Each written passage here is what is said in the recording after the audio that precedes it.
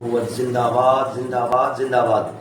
تحریک لبیک پاکستان کی جانب سے لبیک اقصی مارچ ملین مارچ جو ہم آپ تمام احباب جانتے ہیں کہ پرامن طریقے سے نہت انداز میں رحمۃ اللہ علیہ مسجد سے ہم نکلے ہیں، مرید کے تک ہماری 35 سے 40 شہادتیں ہوئیں، پھر ہم نے مذاکراتی ٹیم بھی بھیجی، ہم نے ہر ممکن کوشش کی کہ اب پرامن طریقے سے یہ معاملہ حل ہو۔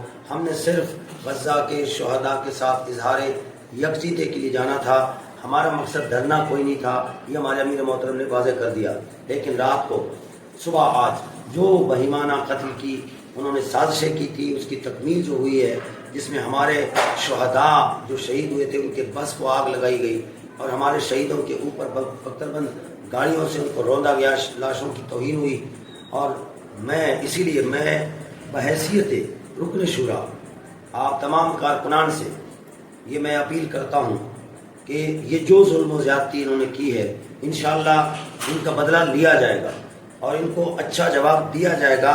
یہ ملک ہمارا ہے، ہمارے آباء و اجداد نے اس ملک کے لیے اپنا خون دیا ہے، جتنی شہادتیں اس ملک کے لیے ہوئے ہیں اس مقصد کے لیے نہیں ہوئی، لہذا اپنے شہداء کے لیے جو ممکن ہو آپ کر لیں۔ لیکن جو ابھی آپ روڈ بلاکنگ کی جو بات ہو رہی ہے یا جو روڈ بلاک کیا گیا ہے، ہمارے جوانوں نے احتجاج کر رہے ہیں، اس احتجاج کو ڈسپرس کر لیں اور جمعے کے دن انشاءاللہ العزیز پورے پاکستان سے تمام احباب داتا علی حجویری کی بارگاہ میں حاضر ہو جائیں۔ ہم رکن شورا بچ گئے، زندہ رہے، انشاءاللہ وہاں پہ حاضر ہوں گے اور اگلا لائحہ ہم دیں گے۔ اور میں اپنے آرمی کے جوانوں سے کہنا چاہتا ہوں کہ یہ بات بنگلہ دیش سے شروع ہوئی کہ گولی کیوں چلا رہے ہو، آپ نے اس پر کوئی توجہ نہیں دی۔ پھر یہ بات بلوچستان میں آئی، وہاں کا ہر بچہ پکار کے کہہ رہا تھا ہم آپ کے ہیں، گولی کیوں چلا رہے ہو، جواب آپ نے نہیں دیا۔ پھر KPK میں آئے، ان کا ہر بچہ کہہ رہا تھا ہم آپ کے ہیں، گولی کیوں چلا رہے ہو، آپ نے ان کی طرف توجہ نہیں دی۔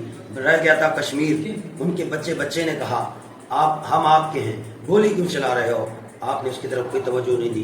کراچی سے لے کر بارڈر سندھ پنجاب تک ہر بندے نے کہا ہم آپ کے ہیں، گولی کیوں چلا رہے ہو۔ پورے پاکستان میں اگر کوئی خطہ بچتا تھا وہ پنجاب تھا۔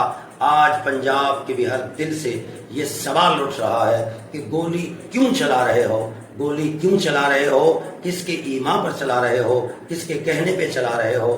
آپ یہ جو 2 ریاستی حل ٹرمپ نے جو کیا ہے، یہ جو اس کی تائید ہوئی ہے، یہ تو واضح ہو گئی۔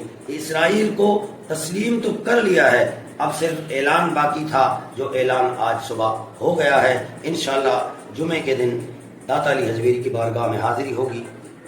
تاجدار ختم نبوت زندہ باد زندہ باد زندہ باد۔